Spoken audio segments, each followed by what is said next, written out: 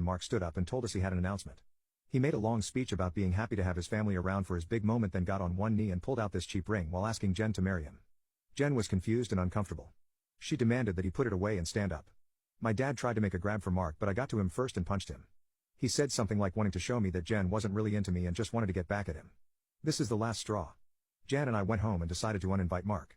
A few days later, my mom stopped by my house and said she wanted to discuss my wedding. She asked me why I was so adamant about Mark not coming.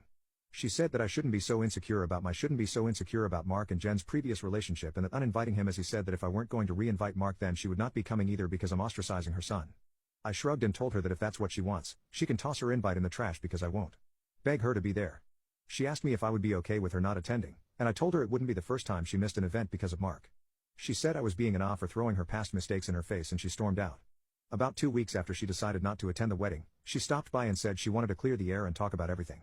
She said she couldn't get over me not inviting her because of a simple mistake. I reminded her that his simple mistake was proposing to my fiancé with me sitting less than 3 feet away from him, and she said it was just a joke. Things got pretty heated up and we were having a screaming match. Jen got up and started walking towards the door. My mom followed her, still screaming at her. By this point, she's yelling about her tearing our family apart. While Jen was unlocking the front door, my mom grabbed her hair and pulled her to the ground still screaming. She hit her and tried to claw her face, and I dragged her off of her and threw her outside. She banged on the door for a few minutes while I made sure Jen was okay before she left and called the both of us repeatedly. When I was sure Jen was okay, I texted my mom and told her not to bother reaching out again because we'd never speak to her again, even though Jen doesn't want to pursue anything. It's not up to us to decide whether it goes further, but they would keep our preference in mind. After that, I was shocked when my mom tried to corner me leaving my job, and screamed at me about trying to ruin her life.